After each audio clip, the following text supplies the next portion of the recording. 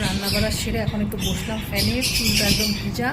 Dryer দিয়ে সবসময় করতে ভালো লাগে না, কারণ ড্রায়ার দিয়ে করে চুলে না তো মানে ভীষণ হাওয়াটা লাগাতে তো মানে চুল পড়ে। ফ্যানের হাওয়াটা লাগছে, কি যে আরাম লাগছে। এখন ফ্যানের হাওয়াটার মধ্যে একটু বসে বসে একটু টিভিও দেখছি, হাওয়াও খাচ্ছি। বন্ধ থাকলে, সময় থাকলে অনেক কিছু করা যায়। তো সিরিয়ালগুলো আমি একটাও জানি না কি সিরিয়ালের মধ্যে চলছে, কিন্তু মনে হয় কি এগুলো দেখতে থাকলে তাও ভালো লাগছে। সিনেমা দেখার ধৈর্য দেখি, ভাত খাওয়ার পরে যদি ভালো লাগে, সবসময় ধৈর্য কুলায় না সারাদিনের পর।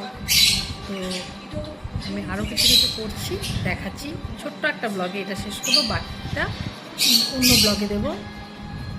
তো এখন আমার রান্নাবাড়া শেষ, এখন একটু পরে ভাত খেয়ে নেব। আর এই ঘরে থাকলে না, এই যে দুপুরবেলার এই সময়টা, আর আমার এই বাচ্চাগুলি যে খেলা কি গান করছে, মানে সকাল থেকে ওদের গান আর শেষ হচ্ছে না। তো গানটা করার একমাত্র কারণ হলো, বাড়িতে যখন আমরা থাকি ওদেরও খুব ভালো লাগে। আর ওরা একটা খুব সুন্দর রোদ টোদ উঠে ওরা খুব ভালোবাসে। মেঘলা যখন হয় খুব মনটা ওদের খারাপ থাকে।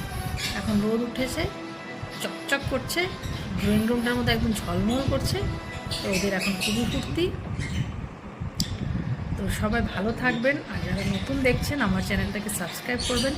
বন্ধের মধ্যে একটু হয়তো ক্লান্ত চেহারা নিয়ে আসছি না, ঘরে থাকলে অনেক মানে ফ্রেশ থাকা যায়, কিন্তু অফিসে আমরা যখন যাই খুবই টায়ার্ড থাকি, তখন হয়তো চেহারাটা দেখে হবে লটকানো চেহারাটা আসলো আবার ক্যামেরার সামনে, উপায় নেই, তখন যদি ভিডিও বানাতে লাগে ওই চেহারাতেই আসতে হবে। তো এখন আমি এখানেই ব্লগটাকে শেষ করছি। তো আপনারা সবাই না, যারা নতুন দেখছেন, যদি আমার চ্যানেলটা ভালো লাগে প্লিজ আমার চ্যানেলটাকে সাবস্ক্রাইব করবেন।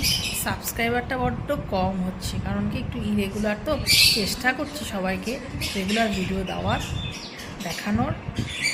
তো একটা সিরিজ আমার চলছে, সবসময় সিরিজটা কন্টিনিউয়াসলি চালাচ্ছি না, কারণ কি চালাবো মানে প্রত্যেকটি ইয়ে চালাচ্ছি না, সবাই বলবে খালি জ্ঞান দেয় রে, জ্ঞান দেয়, জ্ঞান একটাও দিচ্ছে না।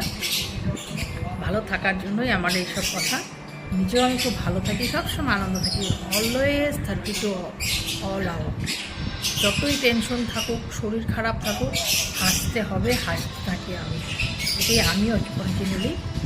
রাগ উঠে, রাগ তো সবারই থাকে, কিন্তু অতিরিক্ত রাগ ওঠে না।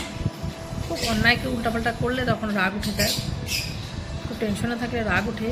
আর রাগ ওঠার আরেকটা কারণ যখন মেইন হয়, সারাদিন পর যখন ক্লান্ত, একজনই তো বাড়িতে আছে ঝগড়া করার জন্য, সব ক্লান্তি নিয়েটা বাচ্চারা যখন খুব ঘুম পেলে কাঁদে, আমাদের তো আর সেটার উপায় নেই, আমাদের তখন রাগটা প্রতিদিন লাগে।